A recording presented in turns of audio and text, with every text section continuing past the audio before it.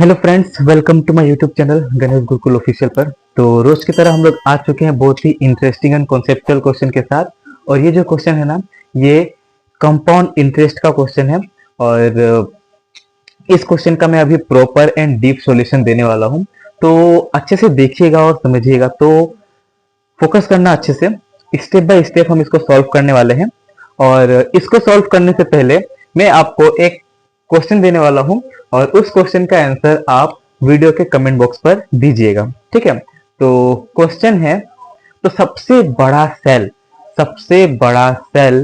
किसमें पाया जाता है?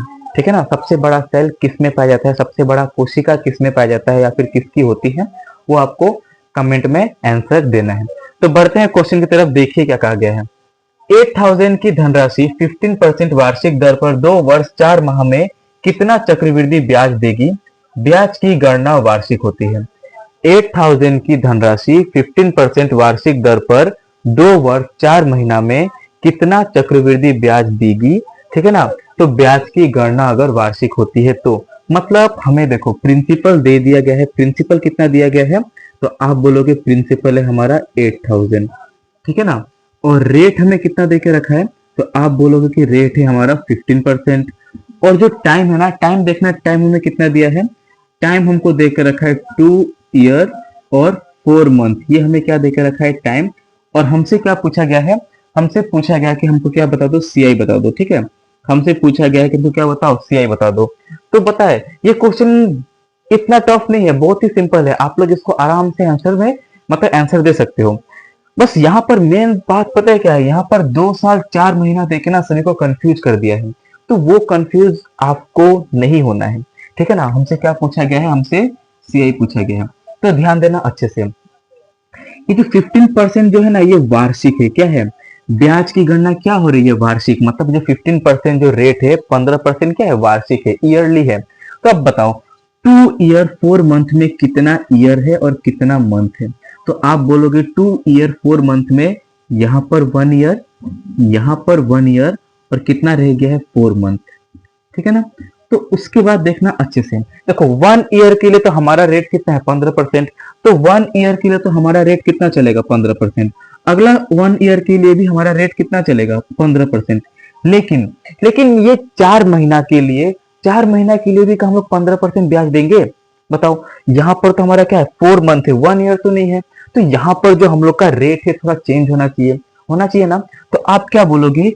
ये जो 15% जो है ना, 15% 1 ईयर के लिए है, मतलब पूरा 12 महीना का है।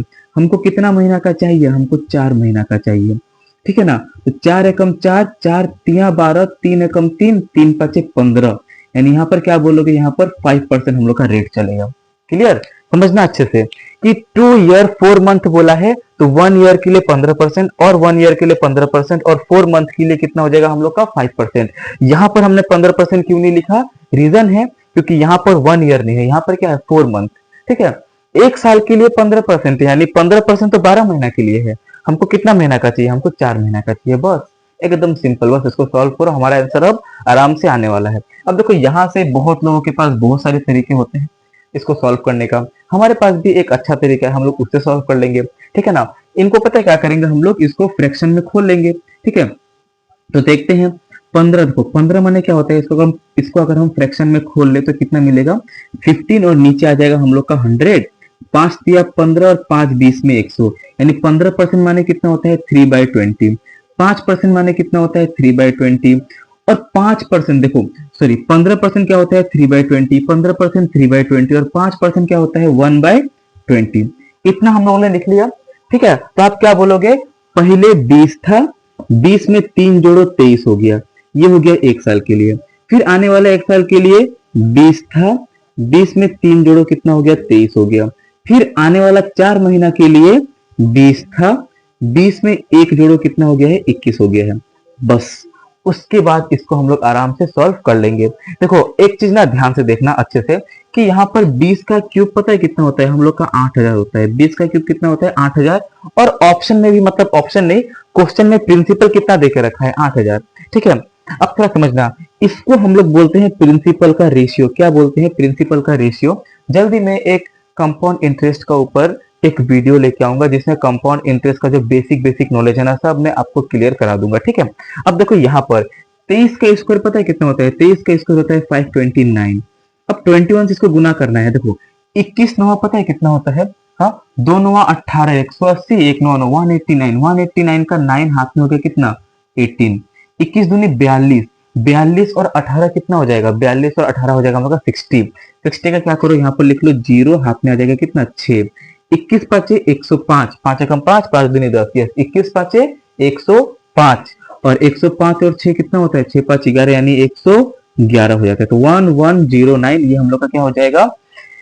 इन सब का मल्टीप्लाई। और ये पता है क्या होता है? ये होता है अमाउंट का रेशियो, ये होता है प्रिंसिपल का रेशियो, ये होता है अमाउंट का रेशियो। और जो बीच का गैप होता है ना 9 0 1 और 11 में से 8 गया 3 यानी 3109, ये पता है क्या होगा? ये हम लोग का CI का रेशियो होगा। ओके, हर बार याद रखना, हर बार प्रिंसिपल का जैसा ही प्रिंसिपल नहीं मिलेगा, हर बार अलग मिल सकता है। तो आप लोग पता है कैसे सॉल्व करोगे? आप लोग इसको सॉल्व करोगे बहुत ही सिंपल तरीका में, कैसे हम बताते हैं। तो आप बोलोगे आपको दिया क्या है? 8000। 8000 आपका क्या है? प्रिंसिपल, यानी प्रिंसिपल का मान है, यानी किसका मान है? 8000 का मान है। आपको किसका मान चाहिए? आपको तो चाहिए CI, ठीक है ना। तो हमें किसका मान चाहिए? 3109। तो 3109 का मान चाहिए। ये 8000 से 8000 खत्म, तो हमारा आंसर कितना आ जाएगा? 3109, जो हम लोग का करेक्ट आंसर होगा ऑप्शन नंबर डी, ठीक है।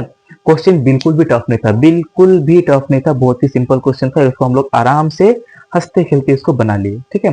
जैसे देखो ये हम लोग का प्रिंसिपल और यहाँ का अगर प्रिंसिपल का रेशियो सेम मिल जाए ना, तो इतना काटा काटी भी करने का कोई जरूरत नहीं। बस हम लोग क्या करते हैं, इसका मल्टीप्लाई करके इसको जो गैप देखते हैं ना, वही उसका क्या हो जाएगा? CI। और वही यही जो हमको मिला है ना, यही उसका क्या हो जाएगा? रियल वाला अमाउंट हो जाएगा, बस सिंपल। ओके, आई होप आपको ये जो सॉल्यूशन मैंने कराया आपको समझ में आया होगा।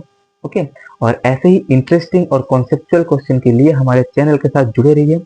तो मिलते हैं अगली वीडियो में, तब तक के लिए बाय बाय, थैंक यू।